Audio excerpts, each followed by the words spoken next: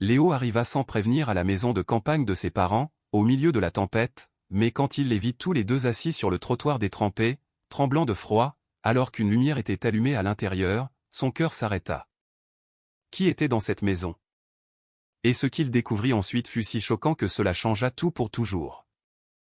Léo avait quitté Paris à l'aube. Il voulait arriver tôt, faire cette surprise qu'il planifiait depuis des mois.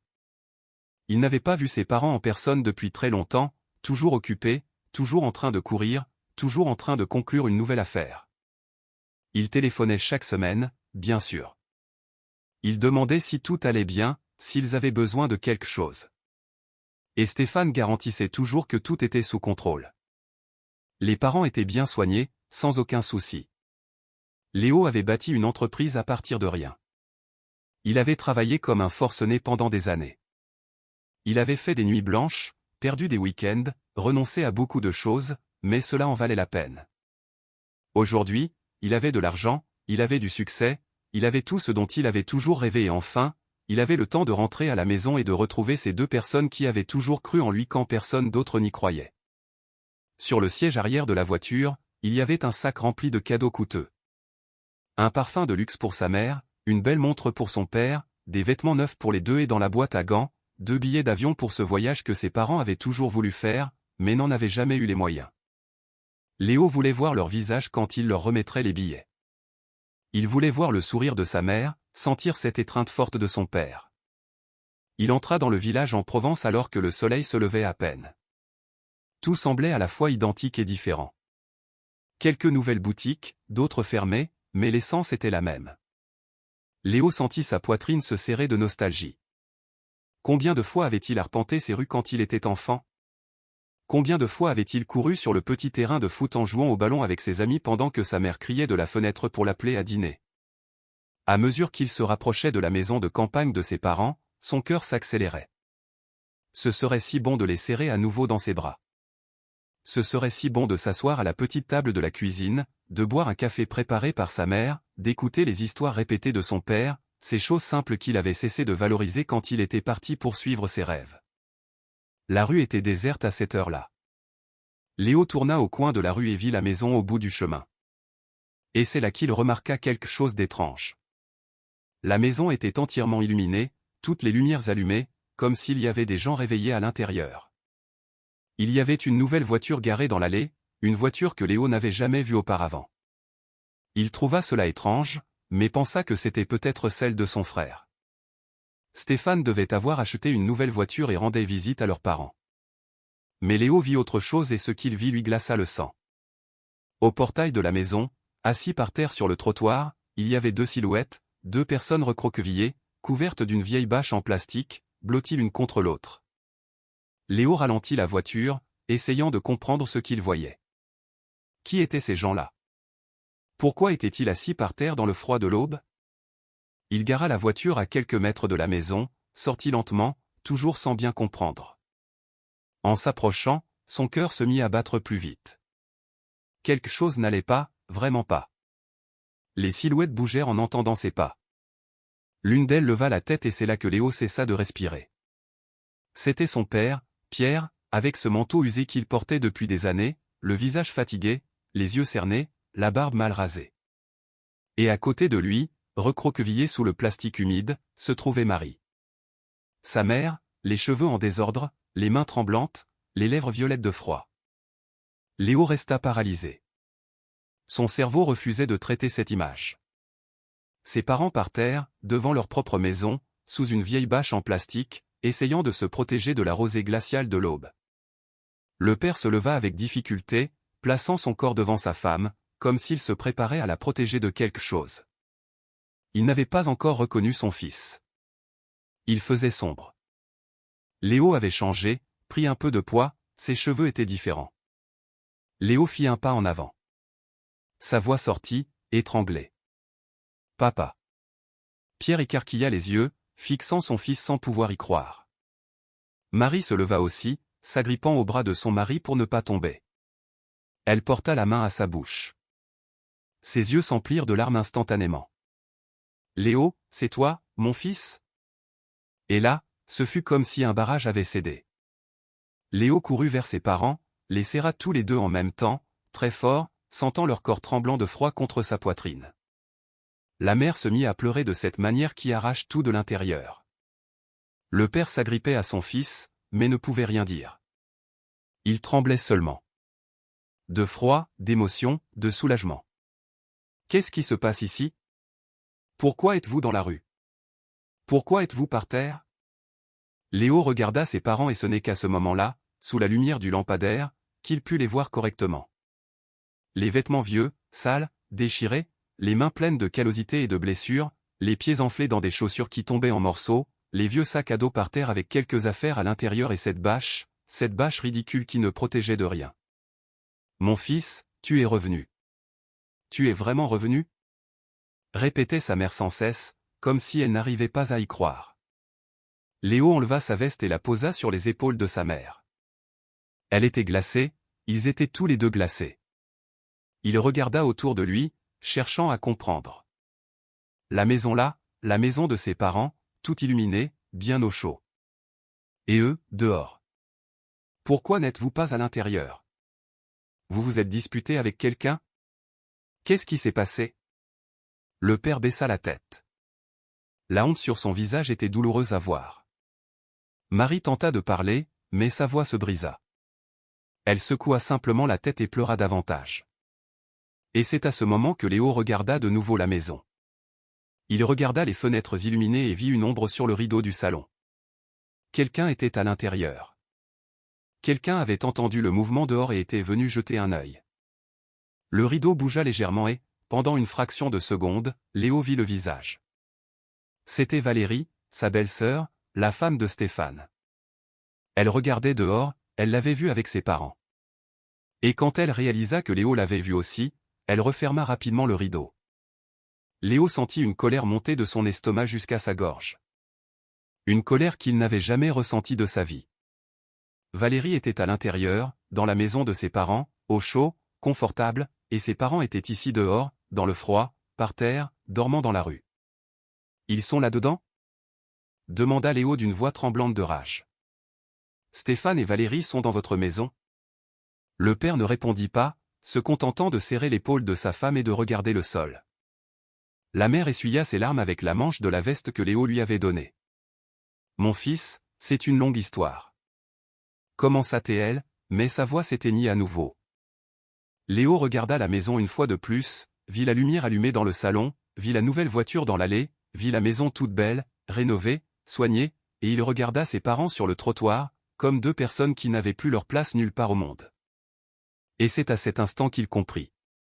Il n'avait pas besoin d'explications, il n'avait pas besoin de mots. Il regarda dans les yeux de sa mère et vit tout ce qu'il avait besoin de voir.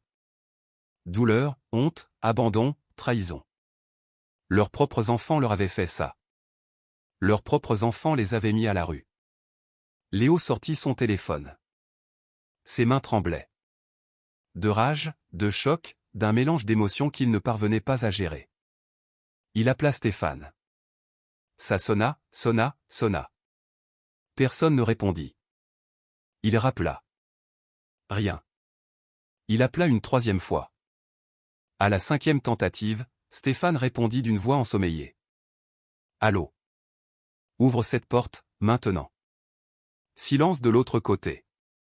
Stéphane, je t'ai dit d'ouvrir cette porte, maintenant. Léo raccrocha, regarda ses parents. La mère s'agrippait à son bras, craignant ce qui allait se passer. Le père tenta de dire quelque chose, mais Léo leva la main. On parlera après. Maintenant, vous allez entrer dans cette maison, vous allez prendre une douche chaude, manger quelque chose et ensuite, je découvrirai ce qui diable s'est passé ici. La lumière du porche s'alluma, la porte s'ouvrit lentement. Stéphane apparut sur le seuil.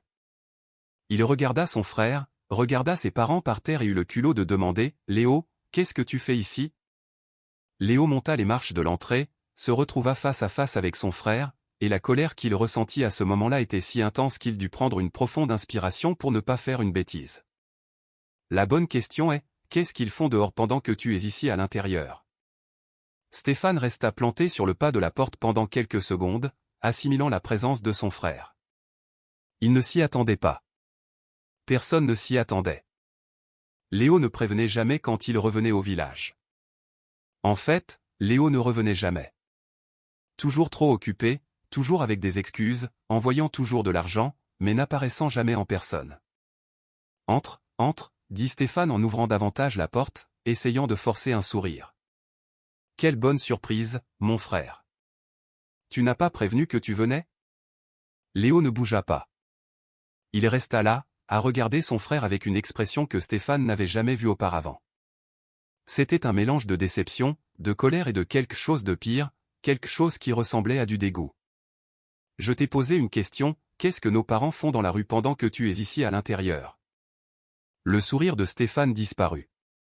Il regarda par-dessus l'épaule de Léo et vit ses parents encore en bas sur le trottoir, blottis l'un contre l'autre. Quand il reporta son regard sur son frère, son visage avait complètement changé. Il n'y avait plus cette fausse sympathie, maintenant il n'y avait que de l'irritation. Écoute, Léo, c'est compliqué. Tu ne sais pas ce que c'est. Tu n'es pas là. Tu ne vois pas le quotidien. Alors explique-moi. Explique-moi pourquoi nos parents, qui nous ont élevés, qui ont travaillé toute leur vie pour qu'on ait de quoi manger, dorment sur le trottoir comme des chiens. Stéphane soupira, passa la main dans ses cheveux, regarda à l'intérieur de la maison comme s'il demandait de l'aide à quelqu'un. Ils n'ont pas voulu suivre les règles de la maison, Léo. C'est aussi simple que ça. On a des jeunes enfants ici. On a une routine. On ne peut pas s'occuper de deux vieux têtus qui n'obéissent à rien. Léo sentit son sang bouillir. Vieux têtus. Stéphane venait d'appeler ses propres parents des vieux têtus, comme s'ils étaient un problème, comme s'ils étaient un fardeau. Léo bouscula son frère et entra dans la maison. Ce qu'il vit à l'intérieur ne fit qu'empirer les choses. La maison était complètement différente, totalement méconnaissable. Cette maison simple où ils avaient grandi, avec les vieux meubles, les murs écaillés, le sol fissuré, n'existait plus. À la place, il y avait une maison de magazine, sol en carrelage de porcelaine brillant, meubles neufs, modernes, chers, une télévision énorme au mur, un canapé en cuir, une belle table à manger, un lustre au plafond, des rideaux coûteux aux fenêtres. Léo traversa le salon comme s'il était dans un endroit étranger. Il toucha le canapé, il était flambant neuf, il avait encore cette odeur de magasin. Il regarda la cuisine, elle avait été entièrement rénovée. Armoire neuve, réfrigérateur moderne, cuisinière en inox, plan de travail en granit. Tu as rénové la maison? Dit Léo en se tournant vers son frère. Ce n'était pas une question, c'était une constatation. Stéphane ferma la porte et croisa les bras. Valérie apparut dans le couloir, vêtue d'un peignoir coûteux. Elle regarda son beau-frère et força un sourire gêné. Salut Léo. Quelle surprise de te voir ici. Léo l'ignora. Il continua de regarder son frère. Je t'ai demandé combien a coûté cette rénovation. Écoute, Léo, ça ne te regarde pas. La maison est à nous maintenant. On peut en faire ce qu'on veut. Et c'est là que quelque chose se débloqua dans l'esprit de Léo. La maison est à nous maintenant, la maison des parents. Comment ça, elle était à eux maintenant? Comment ça, la maison est à vous? Stéphane et Valérie se regardèrent. Elle haussa les épaules, comme pour dire qu'il ne servait plus à rien de cacher. Stéphane soupira et se dirigea vers un meuble dans le salon. Il ouvrit un tiroir et en sortit un dossier. Il le jeta sur la table basse. Les documents sont là. La maison a été transférée à mon nom il y a quelques mois. Tout est légal, tout est en règle. Léo prit le dossier, l'ouvrit. Il y avait une procuration signée par son père. Pierre avait donné procuration à Stéphane pour régler des questions administratives. Et sous la procuration, il y avait un acte de propriété. La maison avait été transférée au nom de Stéphane. Il y avait le cachet du notaire. Il y avait tout. Papa a signé ça? Il a signé. Tu vois la signature là? Mais il savait que tu allais transférer la maison à ton nom. Stéphane ne répondit pas. Valérie souffla et s'assit sur le nouveau canapé, croisant les jambes. Léo, soyons réalistes. Tes parents sont vieux. Ils ne peuvent plus s'occuper d'une maison. Ils ne peuvent pas payer les factures, ils ne peuvent rien faire. On a assumé la responsabilité, on les a fait venir vivre ici avec nous. Mais ensuite, ils ont commencé à se plaindre de tout. Ils n'aimaient pas les règles, ils n'aimaient rien. Quelles règles? Des règles normales, éleva la voix Valérie. Ne pas faire de bruit quand les enfants dorment. Ne pas recevoir de visite sans prévenir. Ne pas toucher aux affaires de la cuisine. Ne pas se promener dans la maison en pleine nuit, des choses basiques. Léo regarda sa belle-sœur, n'en croyant pas ses oreilles. Des règles. Ils avaient imposé des règles à leurs propres parents dans la maison qui était la leur. Et quand ils n'ont pas suivi vos règles, vous les avez mis à la rue? C'est eux qui ont choisi de partir, cria Stéphane. On n'a mis personne à la rue. On leur a dit que s'ils n'aimaient pas, ils pouvaient trouver un autre endroit. Et ils sont partis. Ils sont partis parce qu'ils sont têtus. Léo ferma les yeux, prit une profonde inspiration, essaya de contrôler la rage qui montait en lui, mais il se souvint alors de quelque chose qui rendit tout encore pire. Stéphane, je t'envoie de l'argent tous les mois. Je t'envoie de l'argent pour que tu t'occupes de nos parents. J'envoie une bonne somme, une somme qui permet de les entretenir tranquillement. Stéphane regarda le sol. Où est cet argent? Silence. Je t'ai demandé, où est l'argent que j'envoie tous les mois? Valérie se leva du canapé, irritée. On a utilisé l'argent pour rénover la maison, Léo, pour la rendre décente.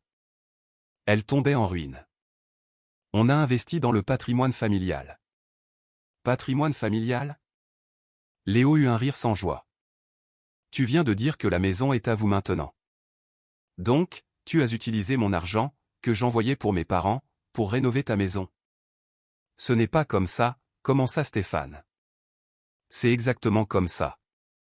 J'envoyais de l'argent pour que mes parents aient du confort, pour qu'ils achètent de la nourriture, des médicaments, des vêtements. Et tu as pris cet argent et tu l'as dépensé en rénovation, en canapé en cuir, en nouvelle télévision. Léo rejeta le dossier sur la table, regarda de nouveau autour de lui. Ce carrelage cher, cette télévision énorme, ces meubles tout neufs, tout payé avec l'argent qu'il envoyait pour ses parents. Et ses parents étaient dehors, dans le froid, avec de vieux vêtements, des chaussures déchirées, dormant par terre. Combien as-tu dépensé pour cette rénovation? Ça ne te regarde pas. Combien? Stéphane déglutit. Environ 60 000 euros. Léo resta paralysé. 60 000 euros. Il avait envoyé de l'argent pendant presque 2 ans. Il fit le calcul mentalement, il avait envoyé bien plus que 60 000, il avait envoyé presque 100 000 au total. Et le reste? J'ai envoyé près de 100 000 euros ces 2 dernières années. Où est le reste? Valérie retourna sur le canapé, prit son téléphone et commença à naviguer comme si la conversation ne la concernait pas. Stéphane regarda sa femme, puis son frère. On avait des factures, Léo. On a des enfants. On avait besoin d'une meilleure voiture. La vieille Citroën 2CV ne tenait plus la route. Tu as acheté une voiture avec l'argent qui était pour nos parents? On en avait besoin. Ils en avaient plus besoin que toi. Le cri de Léo résonna dans la maison. Valérie se releva, agacée. Écoute-moi bien, Léo. On s'est occupé de tes parents pendant 2 ans. 2 ans. Pendant que tu menais ta vie de riche entrepreneur, on était là à nettoyer leurs saletés, à leur donner à manger, à supporter leurs plaintes. On méritait une compensation. Léo regarda sa belle-sœur comme si elle était une créature d'une autre planète. Compensation? Tu penses que s'occuper de ses propres parents est un service qui mérite une compensation? Ce ne sont pas mes parents, ce sont les tiens et ceux de Stéphane. Et tu es marié à Stéphane. Ce sont tes beaux-parents. C'est ta famille. Une famille qui donne du travail, répondit-elle avec cynisme. Et c'est à ce moment-là que Léo comprit tout. Ce n'était pas seulement de la cupidité, ce n'était pas seulement de l'égoïsme, c'était pire que ça. Stéphane et Valérie ne voyaient pas leurs parents comme de la famille, ils les voyaient comme un fardeau, un problème, quelque chose qu'ils devaient supporter jusqu'à la fin. Et maintenant qu'ils avaient obtenu la maison, maintenant qu'ils avaient tout rénové avec l'argent de Léo, ils n'avaient plus besoin de faire semblant de s'en soucier. Léo regarda son frère. Stéphane avait les bras croisés, le visage fermé, cette posture défensive de celui qui sait qu'il a mal agi mais ne l'admettra pas. Je vais les emmener d'ici, maintenant. Parfait, dit Stéphane. Emmène-les, on en a déjà marre de les supporters. Et je vais faire valoir mes droits. Je vais prouver que tu as pris cette maison de manière illégale. Je vais prouver que tu as utilisé mon argent de manière frauduleuse. Et je vais vous faire payer chaque seconde que mes parents ont passé dans la rue. Valérie rit. Ce fut un rire court, moqueur. Tu vas faire quoi, Léo? Nous poursuivre en justice? Dépenser une fortune en avocat? Et à la fin, qu'est-ce que tu obtiendras? La maison est déjà à son nom. Il y a des documents, tout est en règle. Tu n'obtiendras rien. Léo fit un pas vers elle. Valérie se recroquevilla un peu sur le canapé. Sa voix sortit, basse, contrôlée, mais chargée d'une rage froide. Tu n'as aucune idée de ce dont je suis capable quand on touche à ma famille. Il tourna le dos et se dirigea vers la porte. Avant de sortir, il s'arrêta et regarda son frère une dernière fois. Profite de cette maison. Profite de ces meubles neufs. Profite de tout ce que tu as obtenu en volant nos parents, parce que quand j'en aurai fini avec toi, tu perdras tout. Et je m'assurerai que tout le village sache quel genre de personne tu es. Léo sortit en claquant la porte, descendit les marches en courant et alla directement vers ses parents. Ils étaient toujours là, enlacés, tremblants. Quand ils virent leur fils revenir, la mère tenta de se lever. On s'en va d'ici, maintenant. Léo aida les deux à se lever, ramassa les vieux sacs à dos par terre, les conduisit à la voiture, les installa sur le siège arrière, mit le chauffage au maximum. La mère pleurait doucement. Le père regardait par la fenêtre avec cette expression vide de celui qui a tout perdu. Léo monta dans la voiture, serra fermement le volant, regarda ses parents dans le rétroviseur, vieux, fatigués, brisés, mais toujours là, toujours vivants, toujours ensemble. Je vous promets une chose, dit-il en les regardant dans le rétroviseur. Plus jamais personne ne vous fera subir ça. Plus jamais. Et tandis qu'il conduisait à travers le village à la recherche d'un hôtel, Léo planifiait déjà chaque étape de ce qu'il allait faire. Stéphane avait commis une erreur monumentale. Il avait sous-estimé son frère et maintenant, il allait le payer cher. Léo trouva une chambre dans le meilleur hôtel du village, emmena ses parents à l'étage, demanda à l'hôtel de fournir des vêtements propres, des couvertures supplémentaires, un plat chaud, bon et copieux. La mère ne cessait de trembler, même dans la chambre chauffée. Le père s'assit sur le bord du lit et regarda ses propres mains comme s'il ne les reconnaissait pas. Pendant qu'ils attendaient l'arrivée du repas, Léo alla dans la salle de bain et ouvrit le robinet de la baignoire. Eau chaude, bon savon, serviettes douces, des choses simples que ses parents n'avaient pas eues depuis des semaines. Quand il revint dans la chambre, il vit sa mère ouvrir son vieux sac à dos, essayant de trouver un vêtement moins sale à mettre. C'est là que Léo vit. À l'intérieur du sac, parmi les quelques vieux vêtements, il y avait une enveloppe jaunie, épaisse, vieille, aux coins usés par le temps.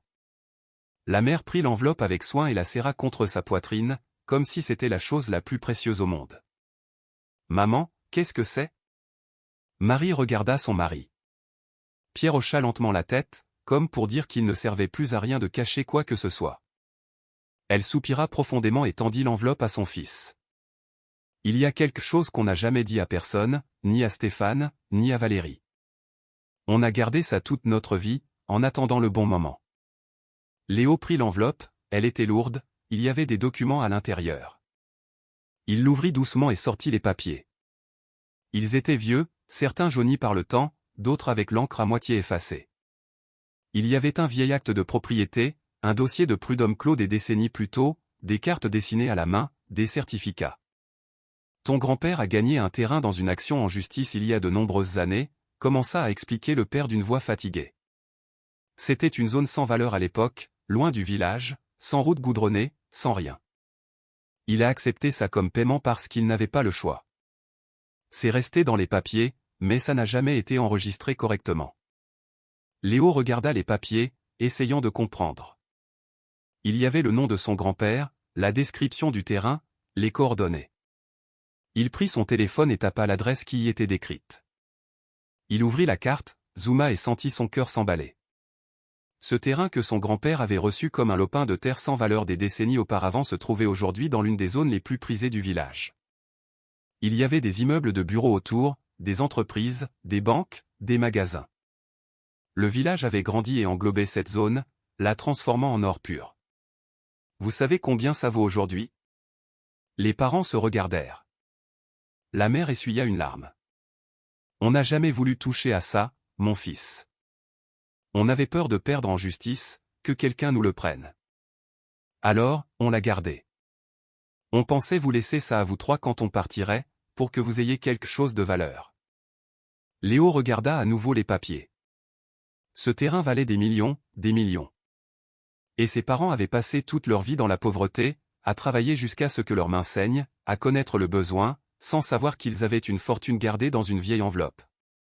Mais ce qui faisait le plus mal, c'était autre chose. Stéphane et Valérie avaient expulsé leurs parents, leur avaient pris leur maison, avaient volé l'argent que Léo envoyait et avaient fait tout ça sans savoir que leurs parents possédaient quelque chose de bien plus précieux. S'ils l'avaient su, ils auraient été encore pires. Pourquoi n'avez-vous jamais raconté ça avant? Le père se leva et alla à la fenêtre. Il regarda dehors, les lumières du village. On avait peur que vous deveniez cupide. On voulait que vous travailliez, que vous construisiez votre vie par vos efforts. On ne voulait pas que vous attendiez un héritage. La mère prit la main de Léo. Mais toi, mon fils, tu as toujours été différent. Tu as poursuivi tes rêves. Tu as tout construit tout seul. On est si fiers de toi. Léo serra sa mère dans ses bras. Elle sentait la pluie, les vieux vêtements, la souffrance, mais c'était sa mère et rien d'autre n'importait.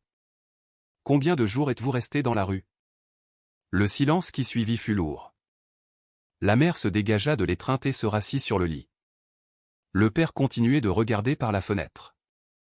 3 semaines, dit la mère à voix basse. 3 semaines. Léo sentit une oppression dans sa poitrine. 3 semaines à dormir sur le trottoir. 3 semaines à avoir froid, 3 semaines sans douche correcte, sans repas correct, sans dignité. Et avant ça, quand vous viviez là-bas avec eux. C'est là que toute l'histoire commença à sortir, et chaque mot était un coup de poignard dans le cœur de Léo. Les parents racontèrent qu'au début, il semblait que ça allait marcher. Stéphane les avait convaincus de signer la procuration, disant que ça faciliterait le paiement des factures, la résolution des formalités administratives. Les parents firent confiance. Ils signèrent. Quelques semaines plus tard, Stéphane arriva en disant qu'il avait transféré la maison à son nom pour protéger le patrimoine, que c'était mieux ainsi, qu'il n'avait à s'inquiéter de rien. Au début, Stéphane et Valérie faisaient même semblant d'être attentionnés, mais ensuite les règles commencèrent. Ils ne pouvaient pas faire de bruit après 20 heures. Ils ne pouvaient pas regarder la télévision dans le salon, ils ne pouvaient pas cuisiner quand ils en avaient envie. Ils avaient 1 heure pour se lever. 1 heure pour se coucher, 1 heure pour manger. Ils nous ont mis dans le petit débarras, dit le père, toujours en regardant par la fenêtre. Ce petit débarras où on gardait les outils. Ils ont mis un vieux matelas par terre et ont dit que c'était notre chambre. La mère continua. Elle raconta qu'ils ne laissaient pas ses parents manger à table avec la famille. Les parents devaient manger dans la cuisine après que tout le monde ait fini. Des restes, toujours des restes. Un jour, je suis tombée malade, dit la mère en essuyant ses larmes. J'avais besoin d'un médicament. J'ai demandé à Valérie de m'emmener au centre de santé. Elle a dit qu'elle était occupée, que je devais attendre. J'ai attendu toute la journée. Elle ne m'a jamais emmené. Et quand on se plaignait, le père se tourna de la fenêtre pour regarder son fils, quand on disait que ce n'était pas juste, qu'on se sentait humilié, Stéphane criait. Il disait qu'on était ingrats, qu'ils nous avaient ouvert leur maison, qu'on devrait remercier au lieu de se plaindre. Léo avait les poings serrés, les ongles s'enfonçant dans ses paumes. Il devait tout entendre, tout savoir, mais chaque mot faisait mal comme du poison. Et l'argent que j'envoyais? Les parents se regardèrent à nouveau. On n'a jamais vu cet argent, mon fils.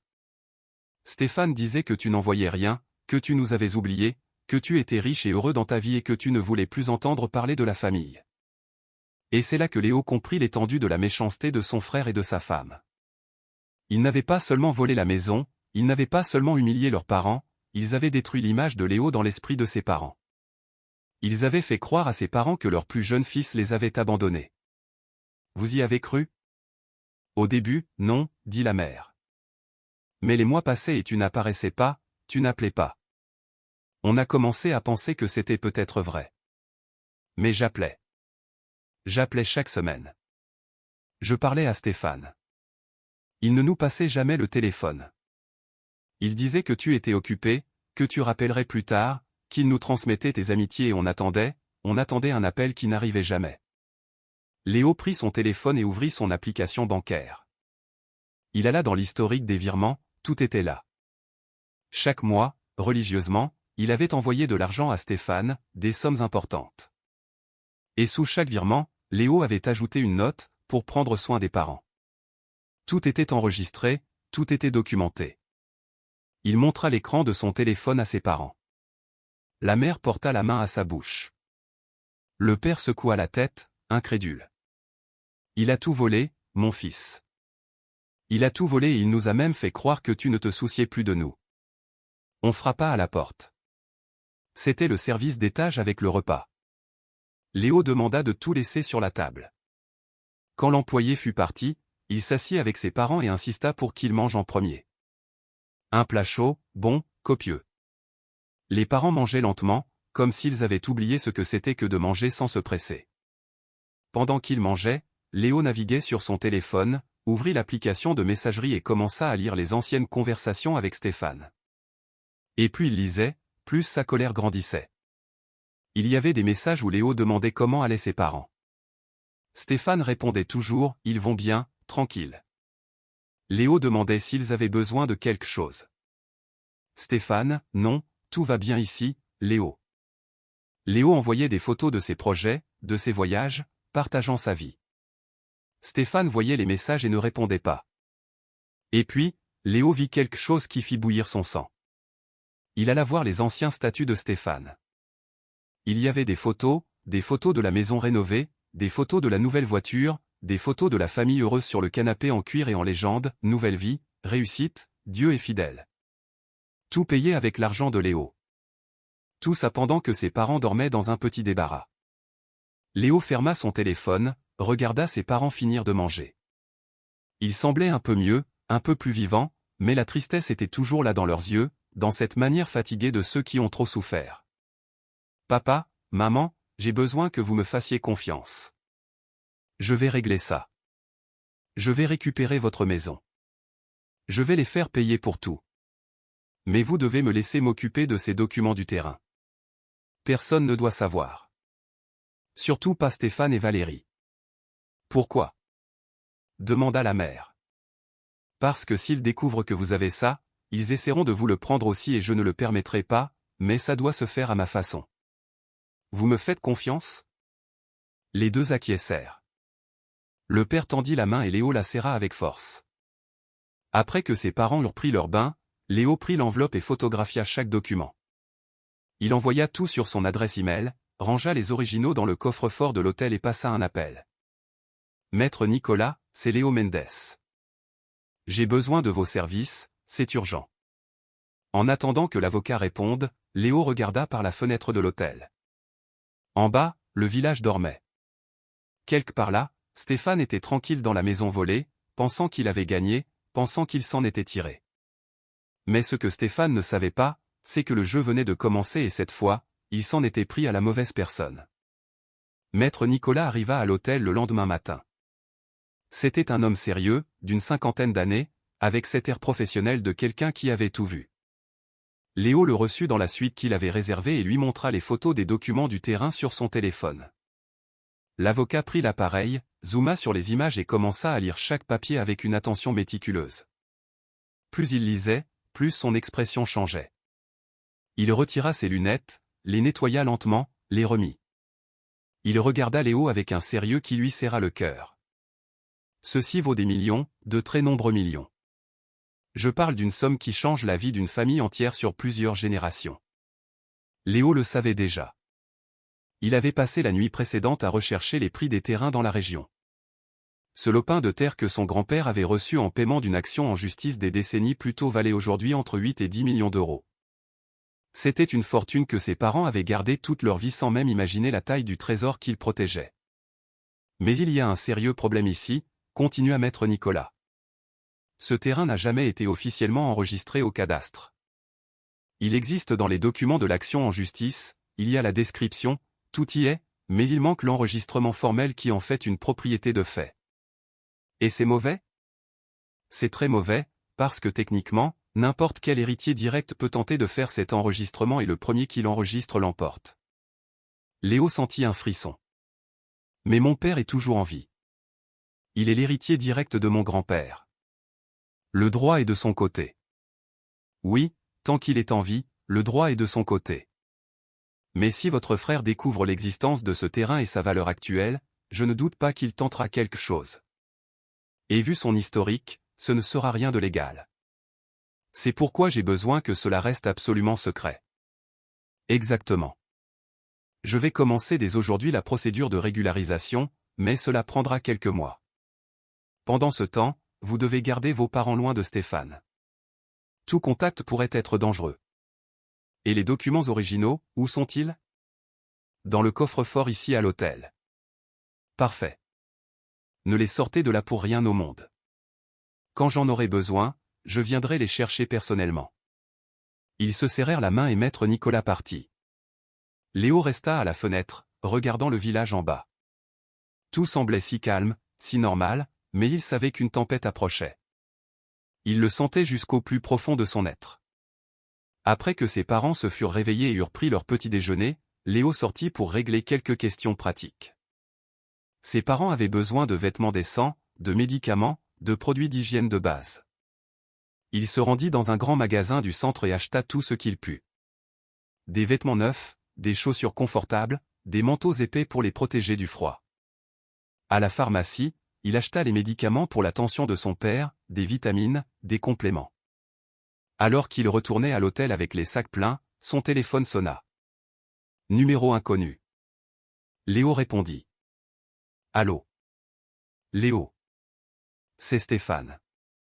Rien qu'en entendant la voix de son frère, Léo sentit la colère lui monter à la gorge. Qu'est-ce que tu veux? Écoute, j'ai réfléchi. On ne devrait pas se disputer comme ça. On est frères, mec. On a grandi ensemble. On peut résoudre cette situation de manière plus civilisée. Civilisée? Tu appelles ça civilisé de mettre nos parents à la rue? Je sais que j'ai eu tort, d'accord? Je l'admets. Mais tu n'es pas un saint non plus. Tu as disparu, Léo, tu es parti à Paris, tu as construit ta vie là-bas et tu nous as oubliés ici. Léo s'arrêta au milieu du trottoir. L'aplomb de son frère était sans limite. J'envoyais de l'argent tous les mois. Je te payais pour t'occuper d'eux. L'argent ne fait pas tout. Ils avaient besoin de présence, d'attention, d'affection. Ces choses-là, tu ne les envoyais pas par la banque, n'est-ce pas? Je travaillais, je construisais une entreprise, mais malgré tout, je n'ai jamais oublié nos parents. Il y eut un silence tendu de l'autre côté de la ligne. Quand Stéphane reprit la parole, le ton était différent, plus calculateur. Écoute, je n'ai pas appelé pour me disputer. J'ai appelé parce que je veux proposer quelque chose. Et si on partageait vraiment les responsabilités? Tu les prends un moment, je les prends un autre. On alterne. Comme ça, personne n'est surchargé et tout le monde est content. Léo secoua la tête, incrédule. Stéphane essayait de négocier, de trouver une faille, un moyen de ne pas perdre complètement le contrôle. Il n'y aura pas d'alternance, pas d'accord. Je vais m'occuper de nos parents seuls et tu vas leur rendre leur maison et tout l'argent que tu as volé. Volé? Quel mot fort, mon frère. La maison a été transférée légalement. J'ai les documents, le cachet du notaire, tout. Et pour l'argent, je l'ai utilisé pour améliorer la maison où ils vivaient. J'ai fait ça pour eux. Tu l'as fait pour toi. Et on verra ce que la justice a à dire à ce sujet. La justice? Tu vas dépenser une fortune en avocat pour essayer de récupérer une petite maison simple. Honnêtement, ça en vaut la peine? La façon dont Stéphane avait dit cela, avec ce ton de dédain, fit réaliser quelque chose d'important à Léo. Son frère était trop confiant, trop calme, comme s'il savait quelque chose que Léo ignorait. Pour moi, ça en vaut la peine, parce qu'il ne s'agit pas de la valeur de la maison, il s'agit de dignité, de justice, de montrer au monde entier quel genre de personne tu es. Léo raccrocha au nez de son frère. Ses mains tremblaient. Pas de peur, mais d'une rage contenue. Il retourna à l'hôtel en essayant de se calmer. Quand il donna les sacs de courses à ses parents, leur réaction valut tout l'or du monde. La mère prit une nouvelle robe et la serra contre sa poitrine, pleurant d'émotion. Le père essaya une paire de chaussures confortables et sourit pour la première fois depuis des semaines. C'était beau de les voir ainsi, heureux de choses si simples, des choses que toute personne méritait d'avoir, mais qui leur avaient été enlevées par leur propre fils. Cet après-midi-là, Léo emmena ses parents déjeuner dans un bon bistrot de la ville. Ils mangèrent lentement, savourant chaque bouchée. Ensuite, ils se promenèrent sur la place principale, les parents main dans la main, Léo à leur côté, les protégeant. Pendant quelques heures, il sembla que tout allait bien se passer, que les choses rentraient enfin dans l'ordre. Mais quand ils retournèrent à l'hôtel en fin d'après-midi, l'illusion se brisa. Il y avait un homme qui attendait à la réception. Il regarda Léo et s'approcha d'un pas ferme. « Léo Mendes ? Qui demande ?» L'homme sortit un portefeuille de la poche intérieure de sa veste et montra une carte. « Je m'appelle David. Je suis détective privé. Je dois vous poser quelques questions. » Léo sentit son sang se glacer, dit à ses parents de monter dans la chambre et resta à la réception, fixant cet homme. « Des questions sur quoi ? Vous êtes revenu au village il y a quelques jours. J'ai des informations selon lesquelles vous avez fait des recherches sur les propriétés de la région, des immeubles, des terrains, les prix du marché. Est-ce exact ? Qui vous a engagé ? David eut un sourire cynique. Vous savez comment fonctionne notre travail. Je ne peux pas révéler l'identité de mes clients. Mais Léo n'avait pas besoin qu'il le dise. Il le savait déjà. C'était Stéphane. Son frère avait engagé un détective pour découvrir ce qu'il faisait. L'appel de quelques heures plus tôt prenait tout son sens. Stéphane pêchait des informations, essayant de comprendre ce que Léo préparait. Je n'ai rien à vous dire. Je comprends parfaitement, mais j'ai quelque chose à vous dire. Mon client est très préoccupé par vos agissements. Il croit que vous préparez quelque chose contre lui et m'a demandé de découvrir exactement quoi. Et vous l'avez déjà découvert ? Pas encore, mais je le découvrirai. Je découvre toujours. C'est pour ça qu'on me paie. David rangea son portefeuille, ajusta sa veste et quitta l'hôtel, laissant une traînée de menaces dans l'air. Léo monta en courant à la chambre, alla directement au coffre-fort encastré dans l'armoire, composa le code avec des mains tremblantes, l'ouvrit. L'enveloppe jaunie était là, entière, intacte. Personne n'y avait touché. Léo respira, soulagé, et referma le coffre. Les documents étaient en sécurité. Stéphane pouvait se méfier autant qu'il le voulait. Il pouvait engager tous les détectives du village, mais il n'avait aucun moyen de découvrir l'existence du terrain. Aucun moyen de le savoir. Du moins, c'est ce que Léo pensait à ce moment-là.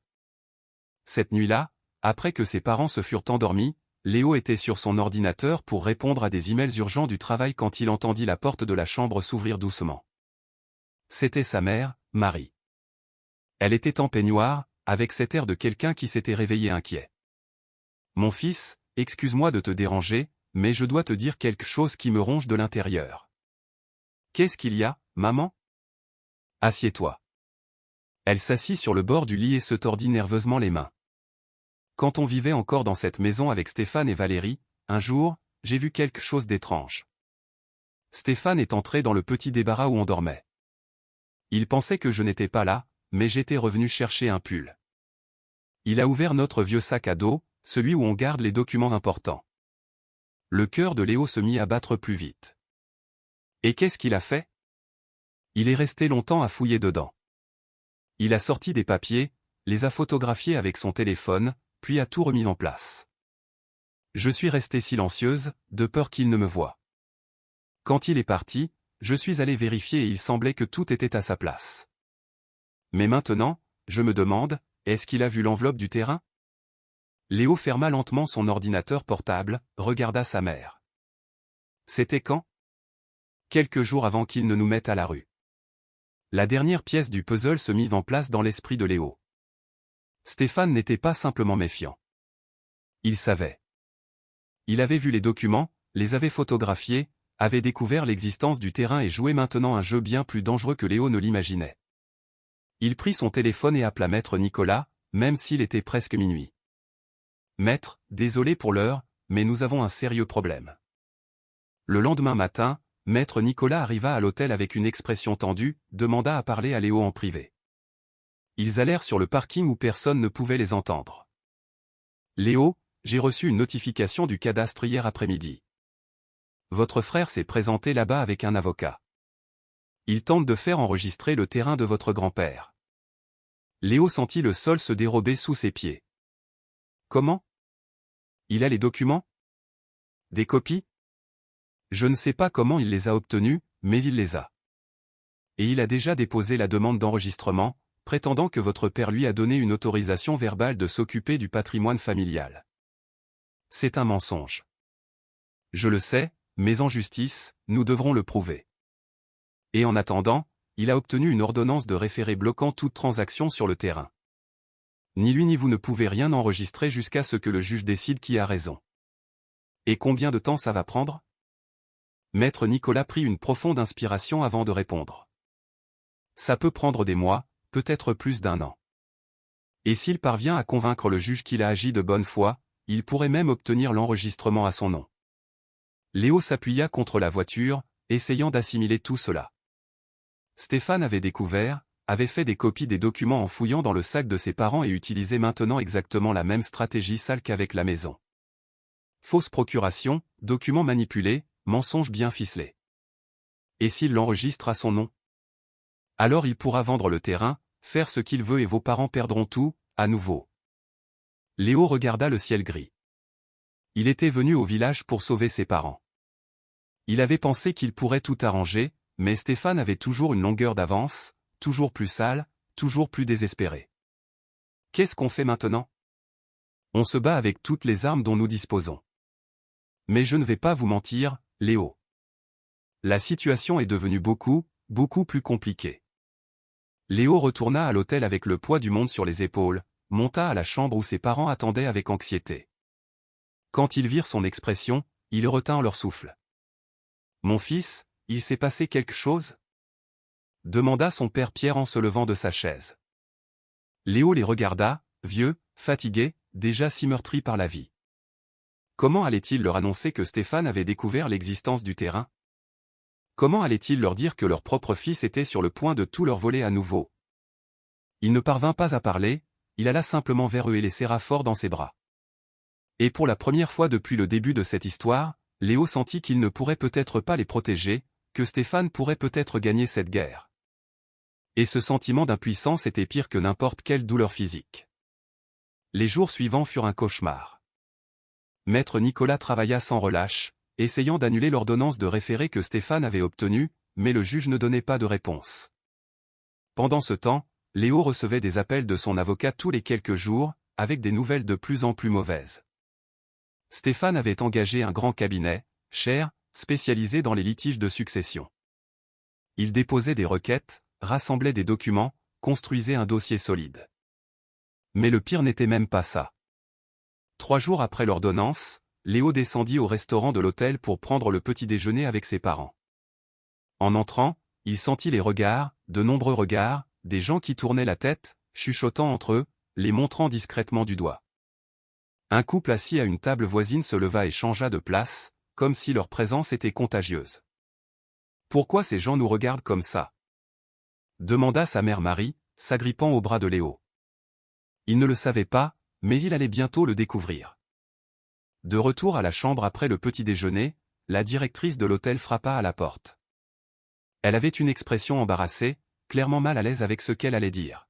« Monsieur Léo, je dois vous parler. Il s'est passé quelque chose?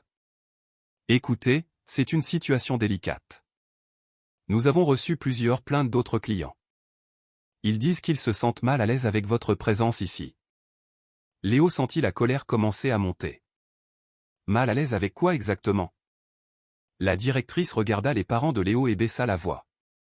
Des gens disent que vous avez sorti vos parents de leur maison de force, que vous n'êtes intéressé que par l'héritage, que vos autres frères et sœurs s'occupaient bien d'eux, mais que vous êtes apparus et les avez emmenés contre leur volonté. Qui a dit ça? Ça circule dans tout le village, monsieur. Et il y a des publications sur les réseaux sociaux qui sont devenues virales. Beaucoup de gens commentent. Léo prit son téléphone et commença à chercher. Il ne mit pas longtemps à trouver. Une publication détaillée et bien écrite, énorme. L'auteur, Valérie, sa belle-sœur. Le texte racontait une histoire complètement déformée. Il disait que Léo avait abandonné ses parents des années auparavant, qu'il était parti à Paris et n'avait plus jamais donné de nouvelles, que Stéphane et elle avaient assumé la responsabilité de s'occuper des personnes âgées, avaient rénové la maison pour la rendre plus confortable, leur avaient donné tout leur amour et leur attention, et que soudain, Léo était apparu de nulle part, avait sorti les parents de là de force et les avait emmenés dans un hôtel cher, juste pour les manipuler. S'emparer de l'héritage familial. La publication avait des centaines de partages, des milliers de commentaires, des gens indignés insultant Léo, le traitant d'intéressé, de profiteur, de fils ingrat. Certains demandaient à ce que quelqu'un appelle la police pour le dénoncer pour manipulation de personnes âgées. C'est un mensonge. Tout est mensonge, dit Léo à la directrice de l'hôtel. Je l'imagine, monsieur, mais la situation devient compliquée ici. Certains clients ont demandé à être remboursés, disant qu'ils ne veulent pas rester dans le même hôtel que vous. La direction fait pression pour prendre une décision. Vous allez nous expulser? Pas encore, mais je devais vous avertir que la situation est délicate. Après le départ de la directrice, Léo montra la publication à ses parents. Sa mère se mit à pleurer. Son père Pierre devint pâle, respirant avec difficulté. Papa, ça va? Pierre porta la main à sa poitrine. Il transpirait à grosses gouttes, le visage complètement sans couleur. Je sens une douleur ici, une pression. Léo appela immédiatement une ambulance. 20 minutes plus tard, il était à l'hôpital avec ses parents. Les médecins emmenèrent Pierre en courant aux urgences. C'était sa tension. Elle avait grimpé dangereusement. Le stress de tout ce qui se passait avait affecté son cœur. Marie resta dans la salle d'attente, pleurant doucement, tandis que Léo faisait les 100 pas, essayant de réfléchir, de trouver une issue, mais il semblait que plus il luttait, plus il s'enfonçait. C'est alors que Stéphane arriva. Il entra à l'hôpital avec Valérie et un homme en costume que Léo ne connaissait pas. Ils se dirigèrent directement vers l'accueil. Léo s'approcha. « Qu'est-ce que vous faites ici ?» Stéphane regarda son frère avec une expression qui mélangeait une fausse préoccupation avec quelque chose de bien pire, quelque chose qui ressemblait à un triomphe. « Nous sommes aussi ses enfants, Léo. Nous avons le droit de savoir comment va notre père. Vous n'avez aucun droit. C'est vous qui l'avez mis dans cette situation. » L'homme en costume s'avança. « Je suis maître Marc, l'avocat de la famille Mendes. Et en fait, nous avons tous les droits. Nous avons même apporté des documents qui doivent être analysés par l'équipe médicale. » Quels documents? Maître Marc ouvrit un dossier et en sortit quelques papiers. Léo les prit et commença à lire. Il sentit son sang se glacer dans ses veines. C'était une demande de mise sous tutelle. Stéphane demandait à ce que ses parents soient déclarés incapables de prendre des décisions. Il affirmait que Pierre et Marie étaient séniles, confus, facilement manipulables et demandait la nomination d'un curateur pour prendre les décisions à leur place. Et qui Stéphane suggérait-il comme curateur? Lui-même. « Tu ne vas pas faire ça, » dit Léo d'une voix tremblante de rage. « Nous sommes déjà en train de le faire. L'assistante sociale a déjà été contactée. Elle viendra ici évaluer leur état mental. Et quand elle confirmera ce que nous savons déjà, qu'ils n'ont plus la capacité de décider seuls, le juge me nommera responsable légal. Ils ne sont pas incapables, ils sont lucides. Ils sont confus, Léo. Ils t'ont laissé les monter contre leur propre famille, contre les enfants qui se sont occupés d'eux pendant des années. Ce n'est pas le comportement de personnes jouissant de toutes leurs facultés mentales. » Valérie s'approcha avec ce sourire cynique que Léo apprenait à haïr. « Et quand Stéphane sera nommé curateur, il pourra prendre toutes les décisions à leur place, y compris sur les propriétés, les héritages, les terrains, tout. » Voilà, c'était dit. Ils connaissaient l'existence du terrain et avaient maintenant un plan pour prendre le contrôle total de leurs parents et de tout ce qu'ils possédaient. Léo regarda par la fenêtre de la salle d'attente, vit sa mère assise seule, courbée, pleurant doucement. Il vit son père être soigné à l'intérieur, faible, malade, détruit par tout ce que ses propres enfants lui avaient fait. Et pour la première fois depuis le début, Léo sentit qu'il était peut-être arrivé au bout du chemin, qu'il ne pourrait peut-être pas sauver ses parents, que Stéphane allait peut-être vraiment gagner. Il sortit de là sans un mot de plus et alla s'asseoir à côté de sa mère. Il lui prit la main. « Mon fils, je veux juste la paix, dit-elle d'une voix brisée. Je n'en peux plus de toute cette dispute. Si Stéphane veut tout, qu'il le prenne. On n'a pas besoin de tout ça. Maman, ne dis pas ça. Je suis fatigué, Léo. Si fatigué. » Cette nuit-là, alors que son père était stable et dormait dans sa chambre d'hôpital, Léo était assis dans le couloir, la tête entre les mains. Tout s'était effondré. L'ordonnance de référé, les mensonges sur les réseaux sociaux, la mise sous tutelle, son père à l'hôpital. C'était trop lourd. Son téléphone sonna. C'était maître Nicolas. Léo répondit sans enthousiasme. « Léo, où êtes-vous ? » « À l'hôpital. Mon père a fait un malaise. »« Il va bien ? » ?»« Il est stable, mais la situation est catastrophique, maître. Stéphane a demandé une mise sous tutelle. S'il l'obtient, il aura le contrôle sur tout. » Il y eut un silence de l'autre côté. Puis, maître Nicolas parla et il y avait quelque chose de différent dans sa voix. « Léo, j'ai découvert quelque chose. Quelque chose qui change absolument tout. » Léo se leva de sa chaise. « Quoi ? » ?»« Je ne peux pas en parler au téléphone. Je dois vous le montrer en personne. » »« Où se trouve cet hôpital ? » 20 minutes plus tard, maître Nicolas entra à l'hôpital avec un dossier sous le bras et une expression que Léo ne parvenait pas à déchiffrer. Ce n'était pas seulement du sérieux, c'était plus que ça, quelque chose qui ressemblait à de l'espoir mêlé d'indignation. « Qu'avez-vous découvert ? » Maître Nicolas ouvrit le dossier sur la petite table du couloir, en sortit quelques documents imprimés. C'étaient des relevés bancaires, des conversations WhatsApp imprimées, des emails. « J'ai aussi engagé un détective et il a découvert quelque chose sur votre frère que vous devez voir. » Léo prit les papiers et commença à lire. Et plus il lisait, plus ses yeux s'écarquillaient. La guerre venait de prendre un nouveau tournant. Léo regarda les papiers que maître Nicolas venait de poser devant lui. C'étaient des relevés bancaires, des conversations WhatsApp imprimées, des emails, des documents de recouvrement, et plus il lisait, plus sa mâchoire se décrochait. « Votre frère est en faillite, » dit maître Nicolas d'une voix ferme, complètement en faillite. Les relevés montraient tout. Stéphane avait des dettes colossales, des emprunts dans plusieurs banques, des cartes de crédit plafonnées, des remboursements de prêts en retard. Il devait plus de 200 000 € et n'avait aucun moyen de payer. Comment a-t-il pu s'endetter à ce point? De mauvais investissements. Il a ouvert cette entreprise dont il vous a parlé, vous vous souvenez? Elle a fait faillite en 6 mois, il a tout perdu. Et puis il a commencé à contracter emprunt sur emprunt pour essayer de combler les trous. Léo continua de regarder les documents. Il y avait des avis de saisie, des menaces de poursuites judiciaires, des huissiers qui appelaient des dizaines de fois par jour. Stéphane était désespéré, et c'est dans ce désespoir qu'il avait décidé de voler ses propres parents. Regardez ces dates ici, pointa maître Nicolas. Le premier avis de saisie important est arrivé le même mois où il a convaincu votre père de signer la procuration. Ce n'est pas une coïncidence. Mais il y avait plus, bien plus. Maître Nicolas montra des conversations WhatsApp entre Stéphane et Valérie, des messages que le détective avait réussi à récupérer.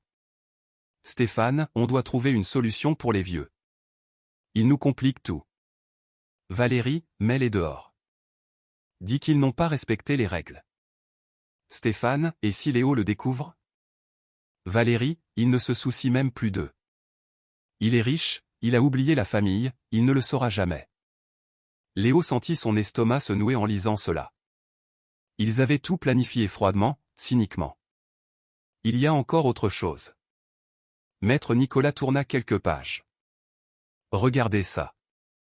C'était un échange de messages entre Stéphane et un technicien informatique. Stéphane, peux-tu modifier une signature numérique?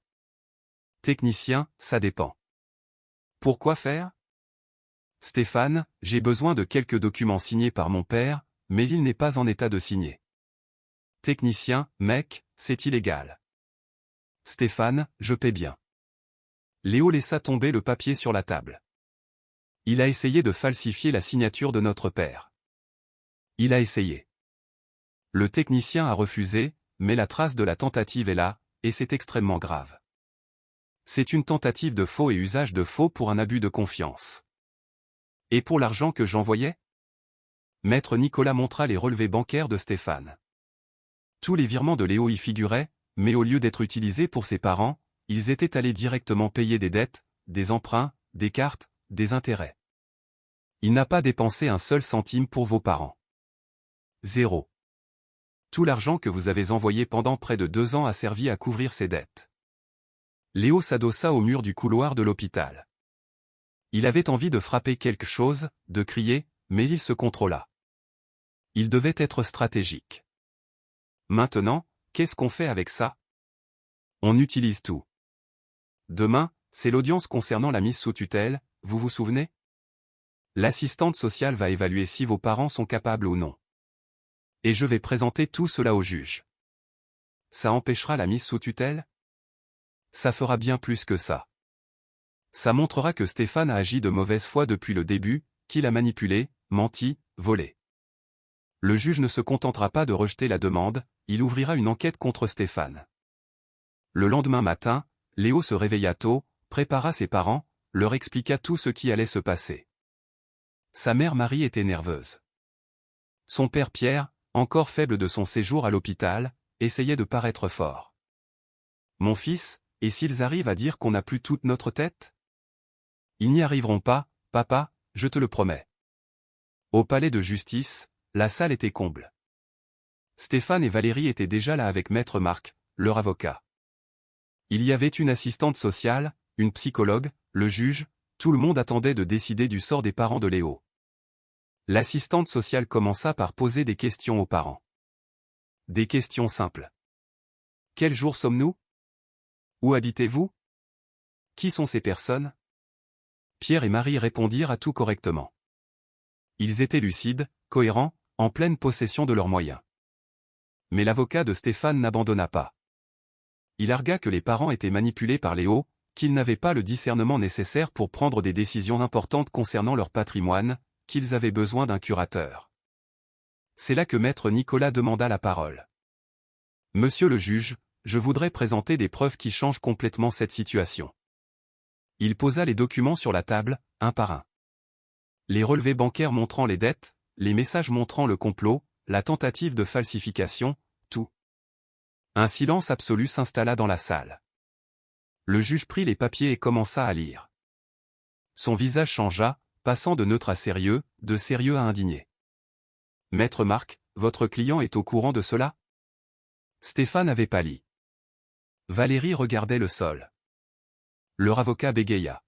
« Monsieur le juge. Je n'avais pas connaissance de ces informations. » Eh bien, vous auriez dû, parce que ce que je vois ici n'est pas un fils inquiet pour ses parents.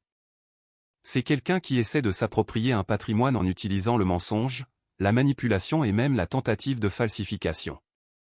Le juge se tourna vers Stéphane. « Avez-vous quelque chose à dire pour votre défense ?» Stéphane ouvrit la bouche, mais aucun son n'en sortit. Valérie le poussa du coude, lui chuchota quelque chose, mais il resta muet. « Très bien. La demande de mise sous tutelle est rejetée.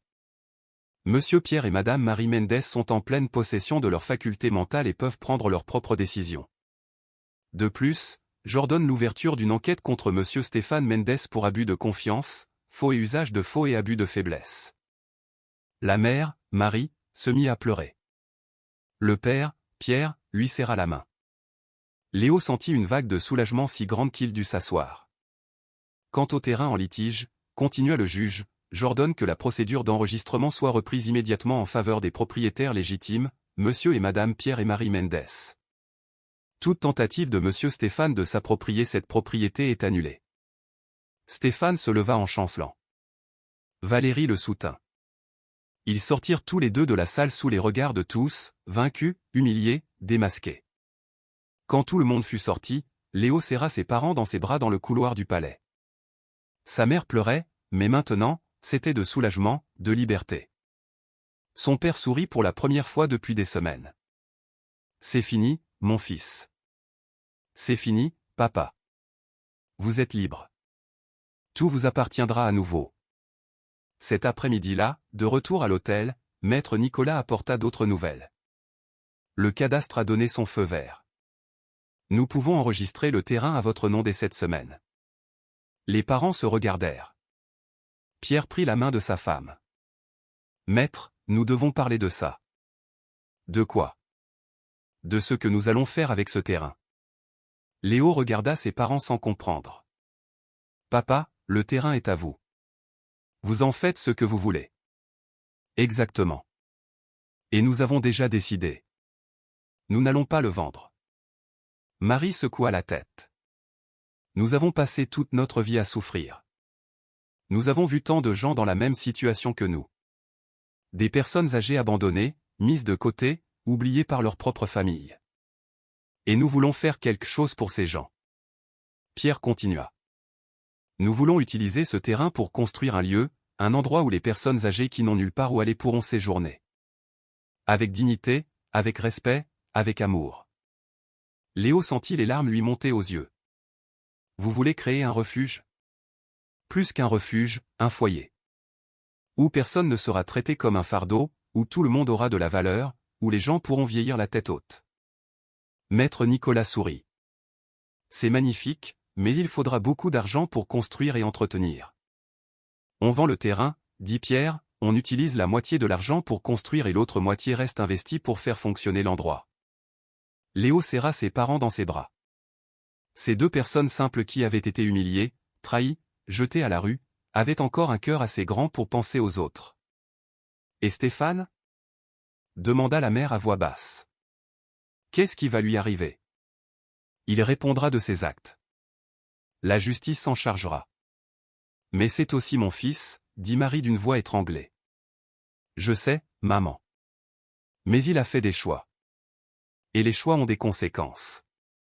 Ce soir-là, Léo était sur le balcon de l'hôtel, regardant les lumières du village quand son téléphone sonna. C'était un numéro inconnu. Il répondit. Léo. C'était la voix de Stéphane, mais ce n'était pas cette voix arrogante d'avant. Elle était brisée, désespérée. J'ai besoin de te parler. On n'a rien à se dire. S'il te plaît, juste 5 minutes. Je t'en supplie. Léo allait raccrocher, mais quelque chose le fit hésiter. Parle. J'ai tout gâché. Je le sais. J'ai perdu mes parents. J'ai perdu mon frère. Je vais perdre ma maison, je vais faire l'objet d'une enquête. Tout est fini pour moi.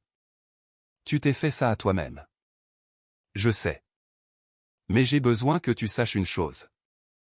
Au début, quand j'ai pris la maison, quand j'ai commencé à utiliser l'argent que tu envoyais, je me suis convaincu que je faisais ce qu'il fallait, que je le méritais, que j'étais le fils qui était resté, qui avait porté le fardeau.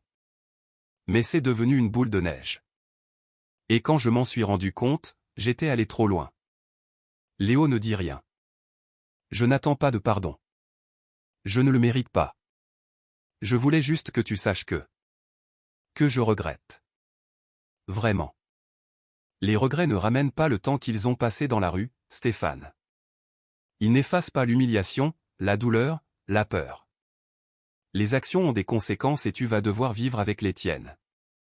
Léo raccrocha, regardant le téléphone dans sa main. Une partie de lui avait pitié de son frère, mais la plus grande partie se souvenait de ses parents tremblant de froid sur ce trottoir. Et ce souvenir était plus fort que toute pitié. 6 mois plus tard, Léo se tenait devant un terrain qui était autrefois vide et qui abritait maintenant un magnifique bâtiment de 3 étages. Murs peints de couleur claire, grandes fenêtres laissant entrer le soleil, jardin bien entretenu à l'avant. Une nouvelle plaque brillait à l'entrée, maison de retraite le nouveau départ. La construction avait été rapide. Le terrain avait été vendu pour 9 millions d'euros. La moitié avait été utilisée pour construire cet endroit.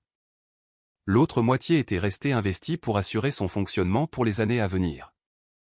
L'endroit pouvait accueillir 40 personnes, avec des chambres individuelles, des salles de convivialité, une bibliothèque, une salle à manger spacieuse, une infirmerie complète, tout étant pensé pour offrir de la dignité. Aujourd'hui, c'était le jour de l'inauguration. Il y avait des gens de tout le village.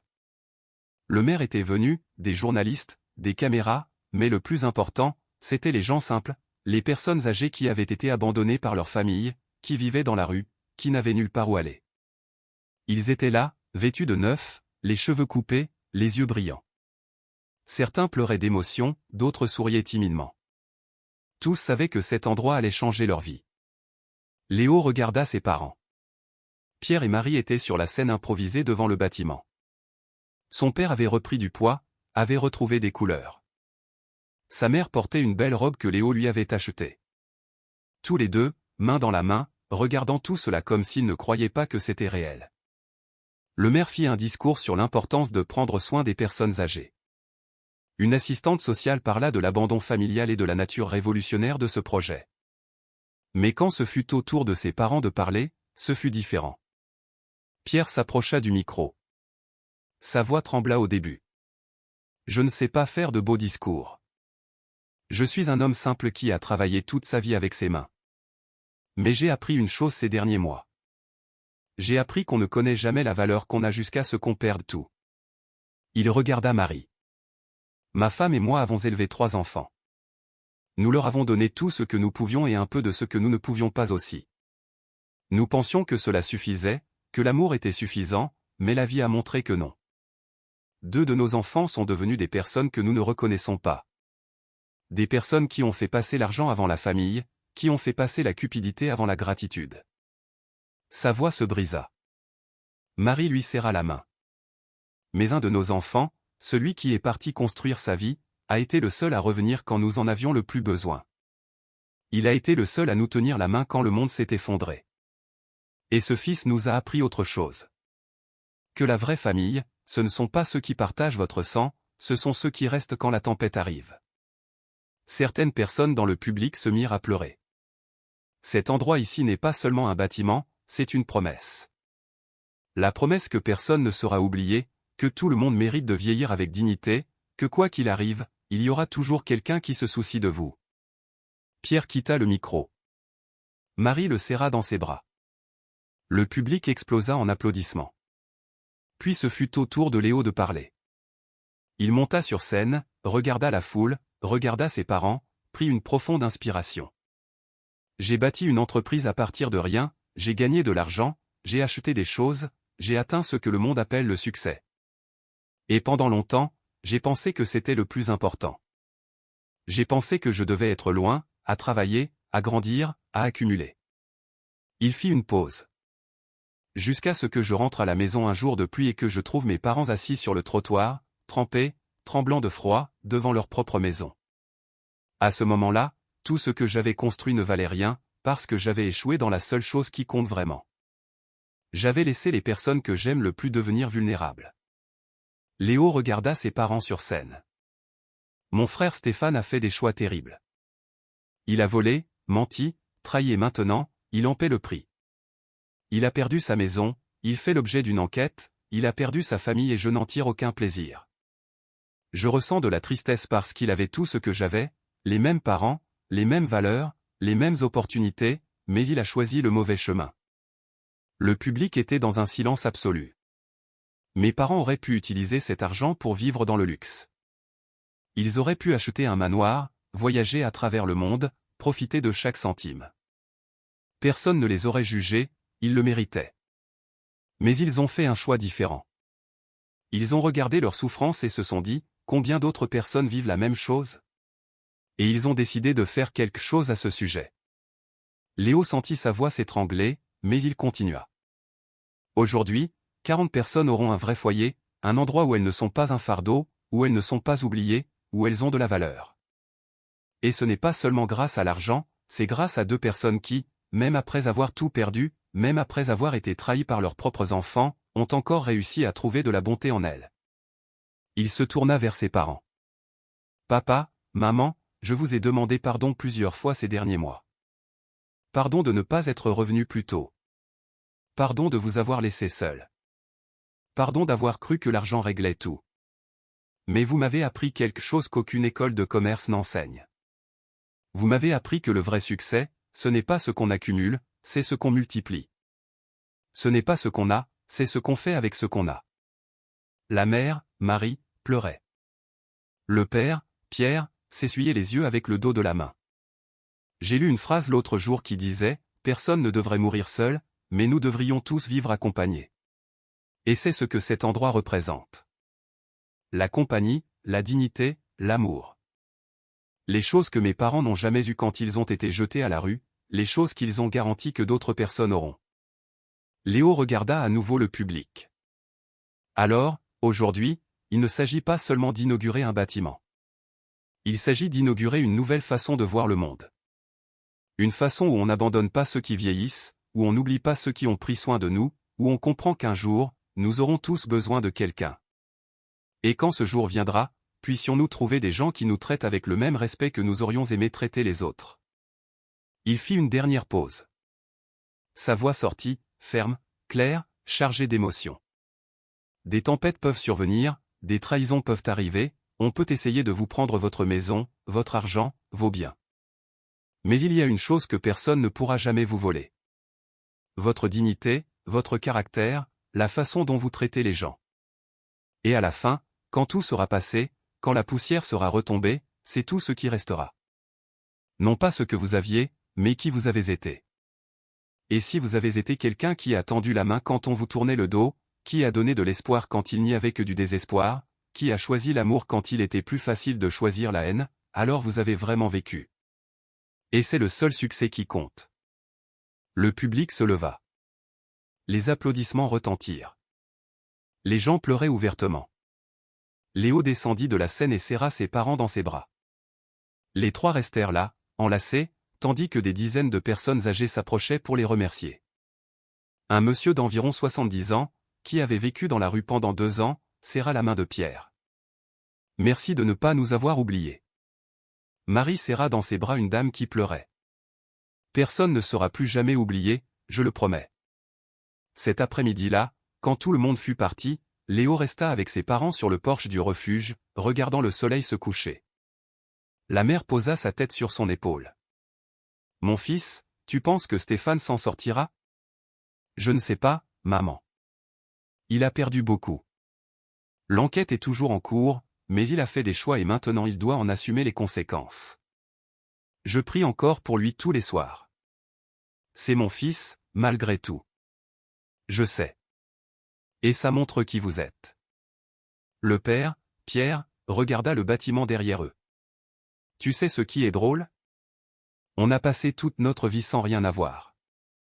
Et quand une fortune est finalement apparue, on a découvert que ce n'était pas l'argent dont on avait besoin, c'était un but. » Léo sourit. « Et vous l'avez trouvé ? » ?»« Non, mon fils. On l'a toujours eu. On avait juste besoin de traverser la tempête pour s'en souvenir. » Les trois restèrent là, regardant la nuit tomber. Une famille qui s'était perdue et retrouvée. Une histoire qui avait commencé par l'abandon et s'était terminée par la rédemption. Une leçon qui résonnerait bien au-delà de ce petit village, car à la fin, ce qui reste, ce ne sont pas les maisons, les voitures, les chiffres sur les comptes bancaires. Ce qui reste, ce sont les moments, les étreintes, les choix que nous faisons quand personne ne regarde, la main que nous tendons quand il serait plus facile de tourner le dos.